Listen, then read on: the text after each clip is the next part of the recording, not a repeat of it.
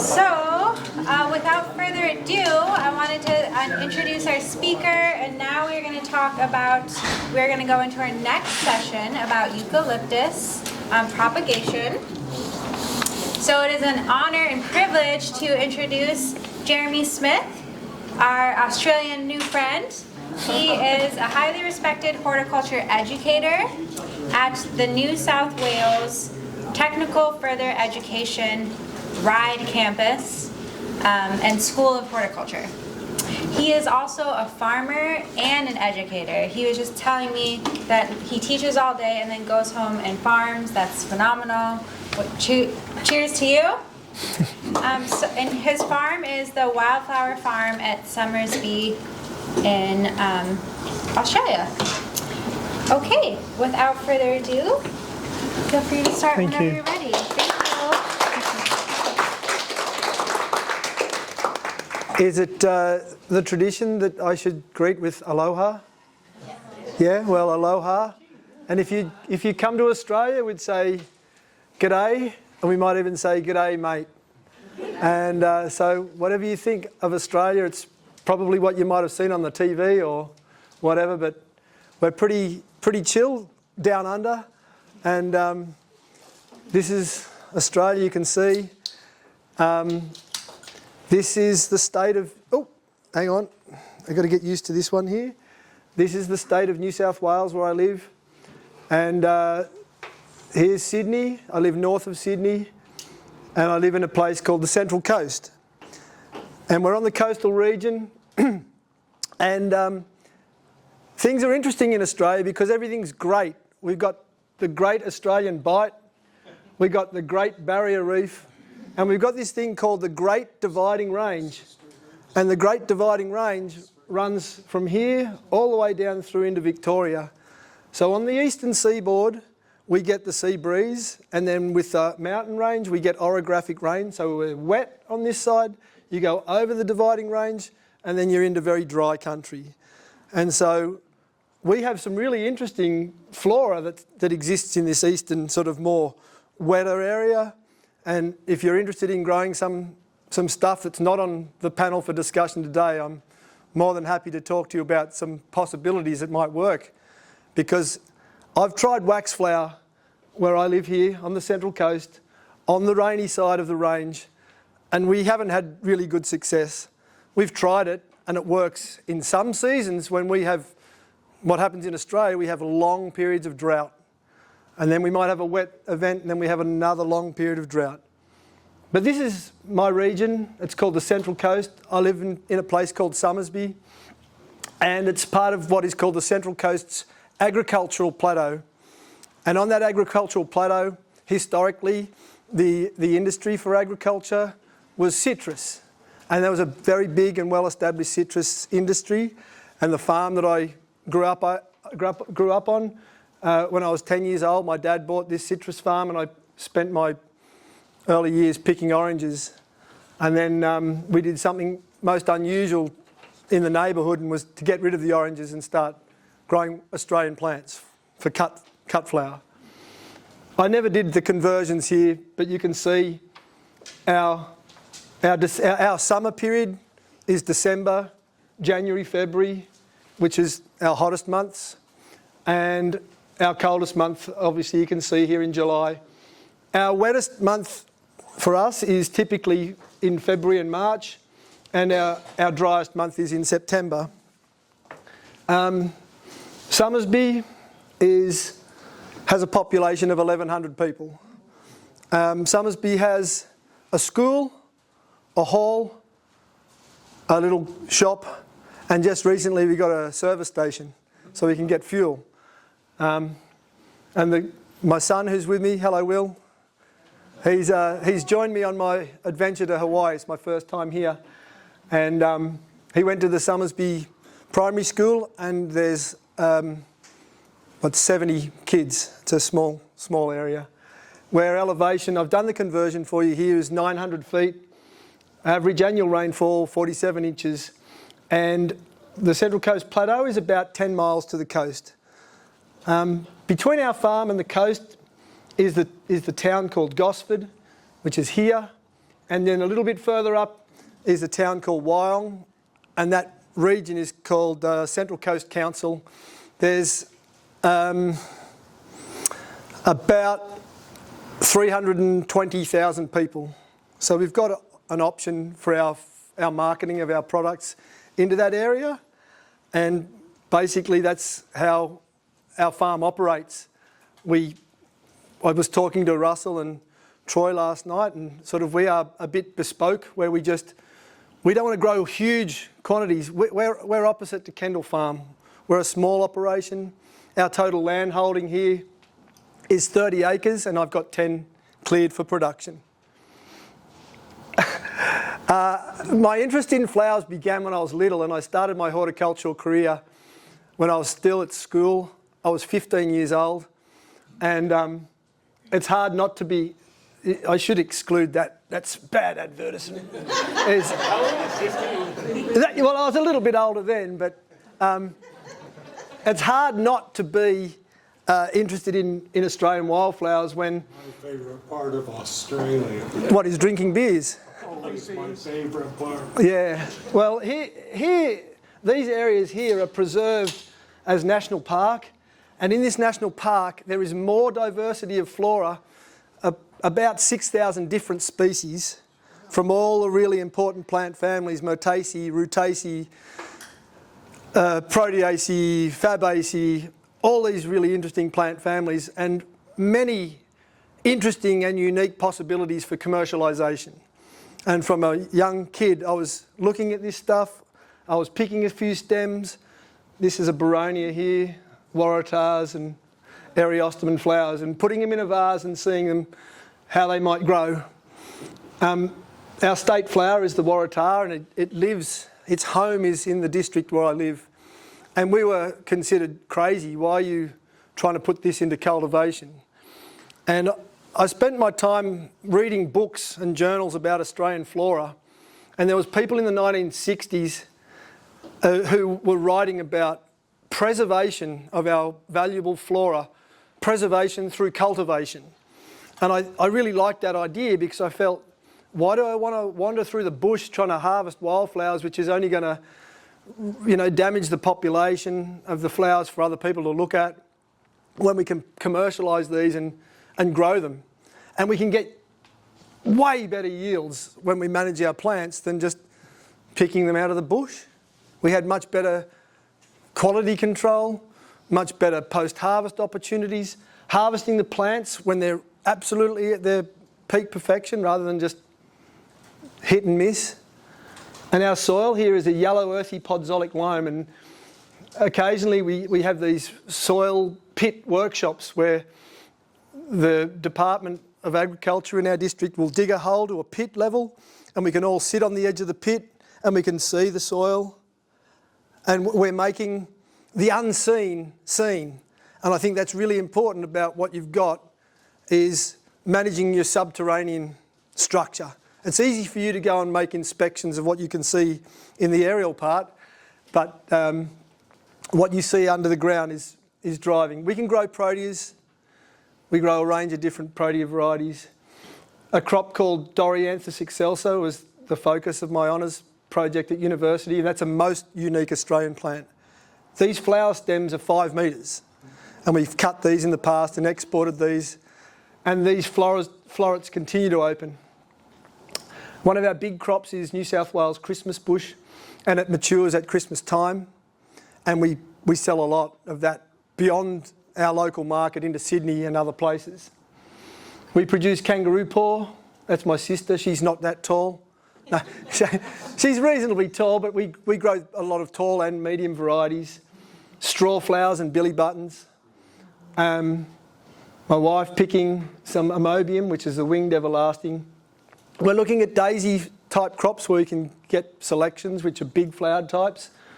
And this little patch here is servicing her, what we call posy production. And we make these, not en masse, but we make these made for measure, 52 weeks of the year for that supply that I talked about on the Central Coast. And we do cafes and fruit shops and other small markets with this posy production. And we're using our eucalyptus foliage, you can see, and a range of different products. Eucalyptus and Corymbia as flowers, king proteas, things like Basilia. And my dad, when I first started, used to say that I was playing in the dirt, and I used to take offence that I was playing in the dirt. I'm a horticulturist, I'm not playing in the dirt. But I still find myself to this day playing in the dirt and finding new things that I can play. Russell, this is for you. Lamatia fraxinifolia in the family Proteaceae. Stenocarpus. This one for you, Russell. This is a Stenocarpus divalioides. This one, Aloxylon pinnatum. Both two really interesting Proteaceae that you may be able to grow here. And over here, Banksia plagiocarpa, which is our Hinchinbrook Banksia. So my life at home is growing flowers, and I reluctantly leave my house to travel to the northern suburbs of Sydney to train students in horticulture. And while I was busy doing all this and propagating plants and growing, I grew my family, and I miss them. My son's with me to escort me, to keep me out of trouble, and my wife and my two daughters. So that's a little bit about me, but my story to you today is on gum trees. We call them gum trees or eucalyptus, and I'm going to talk to you about the propagation and establishment. If you want to go home now, you will. You can go. We punished him enough last night when I met up with Russell and Troy and Neo, and we had dinner, and he sat there patiently waiting for the conversation to end. But it was all about plants, and that's what my life is. It's all about plants. And Troy's got motto. I've got mottos as well, and one of my mottos is to seek and share. And my students really like that, because if they come to me with a question and I don't know the answer, I'll find it. And that's what I really enjoy about horticulture is, you know, when a plant does something funny and they come to me and say, why is it doing this? And I say, well, plants don't read books, but I can read a book and I can probably find out why. And if I don't find out why, I've got a network of friends and colleagues and associates from many, many levels within Australia where I'll find this answer out.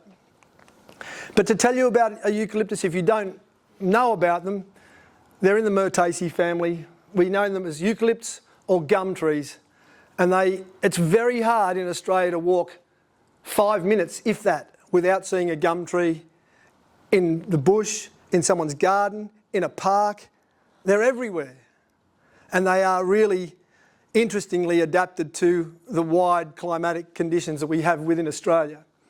From the desert to the alpine peaks where the foliage is frozen, where I got a really cold bum from sitting next to this beautiful snow gum, and all the way from the ocean shores to the desert dunes. Every place, every plant community, when we classify plants in Australia, the classification is based on the tree stratum, which is eucalyptus. The only plant community they don't grow in is what we call a proper rainforest. They grow on the margins of those, but not in proper rainforest. And you think, I've enjoyed checking out some of the surf spots in Hawaii. I thought I'll show you some surf spots here. This is Maitland Bay, gum tree, all gum trees. Noosa Head, pretty good surf spot there, just checking it out through the fruits of Corymbia. They're everywhere. And when kids were growing up, I dragged them all over the place. Remember that one, Will? It's up in the snowy country. And when we're talking a high spot here, this is 2,200 metres is our tallest mountain peak, which is, I was up higher than that 2 days ago when I went up to Manua Kea, is it? And I started feeling a bit dizzy, but, you know, very quickly I'm going to have to really wrap up this bit about eucalyptus. Some interesting facts. The tallest flowering tree on earth is Eucalyptus regnans from Tasmania. The one with the widest distribution, if I may come over here, it starts from here and comes all the way down to here. This species called forest red gum, Eucalyptus teraticornis. Eucalyptus camaldulensis, it grows from coast to coast. And the size of the fruit, which is a woody capsule, as big as the palm of your hand, which is Eucalyptus macrocarpa. These are big trees, and this, you could drive past this going from Sydney to Melbourne and never see it. But if you stop the car, get out and have a little look, you'll find this. Or the tallest flowering tree in the world is Eucalyptus regnans. If you're game for an adventure when you come to Australia, you can climb a gum tree, Eucalyptus diversicolor, and you can go up 200 feet and sit on a little platform and pretend you're a forest fire ranger looking for the fire in the distance, because that's what they've got in that part of the world. And the Eucalyptus jacksoni, the tingle tree. There's books, I've put this one up the back for you to have a little look at. This is a really interesting story. It talks about, I love this word, a eucalyptographer. Or there's poets, explorers and painters. And if you live in Australia or have been to Australia, it says this book is about people who have been obsessed by these trees. And it's hard not to be obsessed by these trees when you see them in, like, you become blind to them. They're everywhere. The word eucalyptus, just to give you a bit of perspective, is clever in the way that the French botanist named it. The word from Greek, he'd run out of things in Latin, so I'm going to use Greek. And it was the word eu and kalyptos, meaning covered. So that word means that the flower is well covered. And his name was, one of my French students told me to say it, and I don't want to insult any French people, but it's Charles-Louis Lehertier de Proutel, and he named the genus Eucalyptus because of that. This specimen was collected on Captain Cook's first voyage, and I've seen this specimen in our National Herbarium, and it's quite an honour to see. But it wasn't until Cook's third voyage, and I went yesterday to see where he was killed up here. But on his third voyage, that's when, some years later, when Charles-Louis Lehertier de Proutel named the species from what he'd found. The word eucalyptus, as it says, well covered, it covers these. When the cap is removed, it's an inferior ovary and you get a capsule, which is woody, and inside that capsule are the seeds. In eucalyptus, we're going to lead into propagation. You're going to collect seed, you've got to get them at the right stage. Brown, it's a dehiscent fruit, so it's maturing to brown. If you harvest when they're green, the seed will be immature. And this is just showing a range of different types. From in bud, when the operculum's coming off, right through to its gum nut or capsule. How many gum trees in Australia? There's many. So there's over 1,000. In the genus Eucalyptus, there's 900, and just in 1995 they split a group off, Carimbia. So with that plus that, you've got 1,000 different things. And to identify these correctly can be really complex. So you've got to look at the bark, the form, the fruit, the flower count, and you might have a bit of an idea. But one of the things that makes these interesting and so adaptable across the planet, because I can travel to Greece and to France and to California and see these trees in the street and it reminds me strongly of home. But they have these interesting adaptations to help deal with the tough conditions that they're exposed to in Australia. Epicormic buds, so they regrow after a fire event so they can quickly respond. Lignotuberous, so if the aerial part of the plant is, they can sucker from the base. This thing we call heteroblasty, where they change from a distinct juvenile to adult leaf, and fire-adapted bark. Some of the bark is so thick and insulating, it's like a doormat, so dense and thick that it just doesn't burn. And this is what, look, Eucalyptus cinerea, which we're going to talk about this afternoon, looks like after fire. And that trunk is completely blackened, and I've got to wrap it up. I've got a minute. Yeah, so we'll just take the question and answer and just go into the... We'll just keep going in? All right. So that's what epicormic shoots look like after a fire.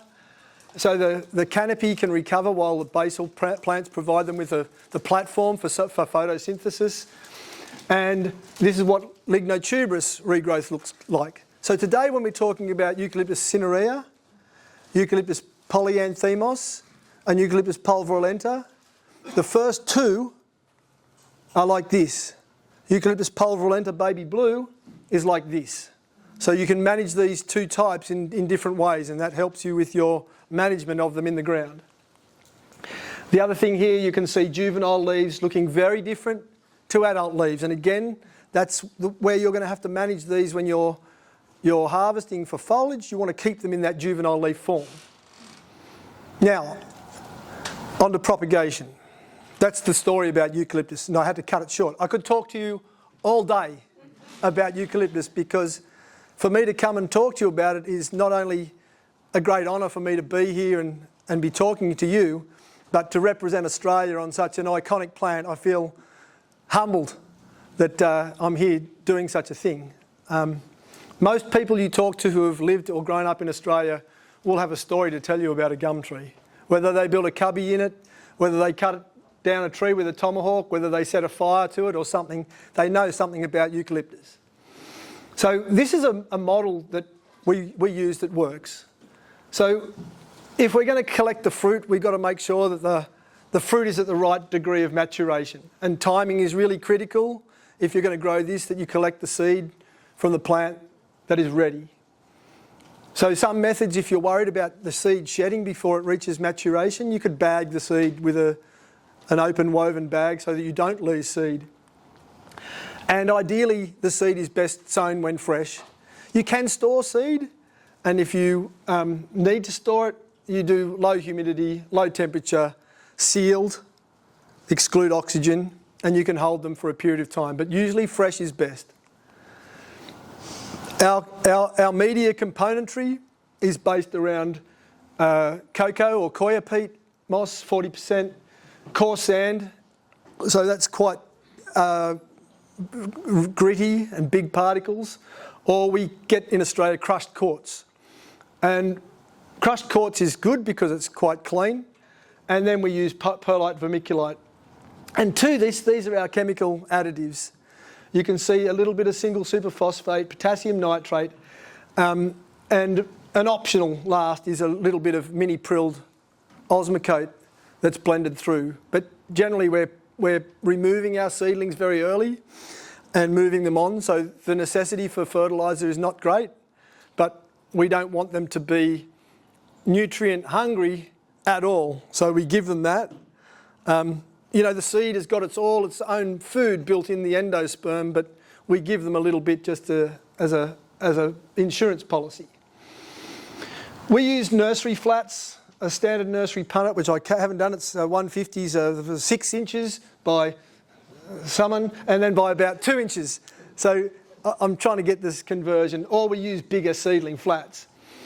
Because the seed's really fine, some people do mix it with fine sand, or you can use some sort of shaker, and this is the sort of thing we get. We cap our seeds with a very fine layer of vermiculite, and these have just post-germination, usually 14, 21 days to this stage. And if you're interested, there's things like smoke infused vermiculite, which you can use, which we've been using for a long time, because there's this science behind smoke helping to promote germination, not just for Australian flora, but for other species as well. So this really mysterious new compound that was derived from smoke. And when our seedlings are big enough, we move them into approximately, when they're approximately about 1 inch high, we move them onto our nursery tubes. These are sort of the tubes we use. They're very similar to what Troy showed me. They're very similar to what Russell is using. But when we're moving these on from seed into their nursery pots, you have to be so careful, because at this point, if you make a mistake and kink a root, that kink will stay with that plant, and then later on, you know, Troy was talking about the xylem and the phloem of a plant, and if you start to kink this sort of stuff, as the plant develops its secondary growth, it's like you got a kink in a hose, and everything stops, and then the plant will fail. So a little quick clip just to show you how small. I should have washed my hands before we filmed this little one, but that's a very small seedling. We moved it into a deep forestry tube, and at this stage we've just added a little bit of perlite to our standard potting mix. And that now sits in this size container. And we grow that now for about 8 weeks. And we generally put this under shade and we start moving it forward. There are, if you're interested, there's eucalyptus you can propagate via tissue culture, so micro-propagation, but that, I've put this little information here. The cost of this versus seed production is really, really expensive. And until you develop some good protocols for deflasking, it's probably better that you just go down the pathway of seed. A little bit about our pots. They're open bottom, and so with an open bottom like this, I can see you all, we're allowing the roots to come down and be air pruned, and we get good root division high up, and that's just giving you a bit of an indication. I was chatting to Troy before, we can plant them out of this size, and if we're ready to go, we've got no weeds, and time is right, we can get them in the ground. But we do go to our next one, which we call a super tube. And this super tube gives us about, what do you call in volume, is 0.8 of a litre of growing media. They're about 6 inches deep, and again, a very, very open bottom. We can get a plant nearly up to 1 metre tall, and no root girdling whatsoever. You can see that the roots stop because of air pruning, and square tubes, and if you want to come and have a little look, they've got ribbing on the inside, so if a root hits the side of the container, it goes down. And this is showing beautiful white root development, which is stopping right here, and further root development through root division higher up in the root ball. So when we plant these out, we've got a nice, really dense root mass that's then just ready to move into the prepared soil. And I just put this in just to show you the difference between a square ribbed internal tube and a circular tube, which we don't like these. We've shifted right away from that because you hold them in for even a week longer than you should. They start to develop that memory of girdling. Now, put your hands up if you've failed to grow a plant successfully. Yes, I'm sure you all have.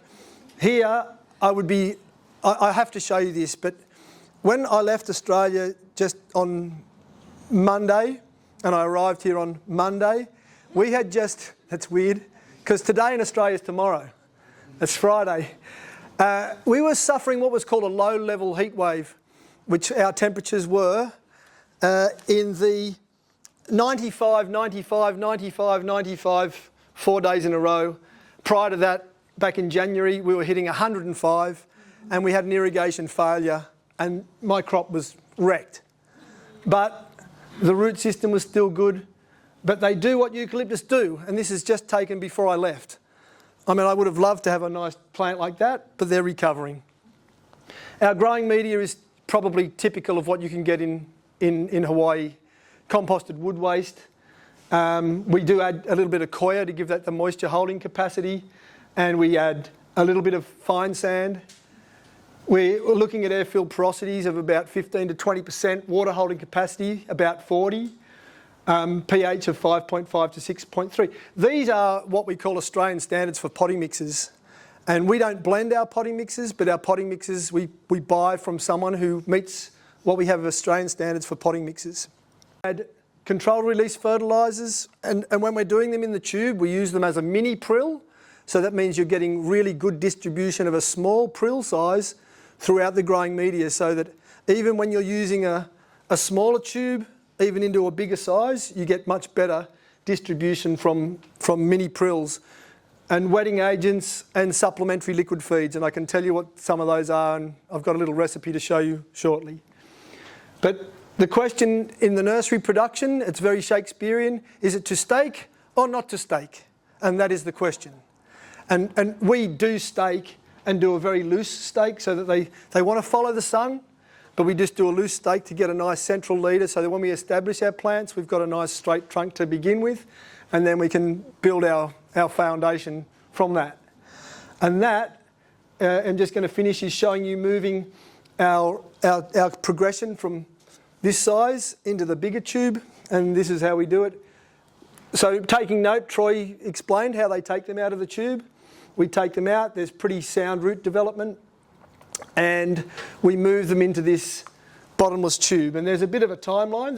These will be ready for us to plant in about 2 months, when that will be pushed on and we'll get a root system like this you can see up here in this size container.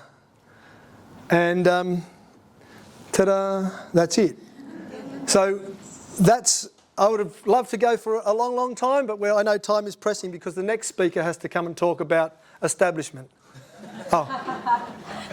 Yay, thank you so Thank much. you. Okay, we have time for maybe 2 questions. Okay. Are you willing to share your slides? Sure, absolutely. Okay, one other thing, did you see there's some eucalyptus lollies? I don't know if you've had a sweet that's been flavoured with eucalyptus. There's some up the back. Feel free to take one and pass it on, but if you've never had a eucalyptus lolly, I bought them all the way from Australia. Thank you so much. Wow, I want to try one. Yeah, go ahead. I do have a question for you. How long does it take for a eucalyptus to produce seed? And I know there's different varieties. Okay. Eucalyptus pulverulenta baby blue, you can get them to reach seed production in 5 or 6 years. But the tree types, Cinerea and Polyanthemos, they go through their juvenility and then reach maturation that it'll be 10 years plus to get a reasonable seed set.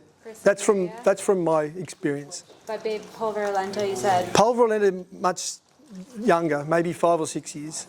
Okay, and then I will eventually have questions on how to maintain your plant specifically to produce seed. Yes, okay, sure. I can talk to you about And that. then later. Yeah.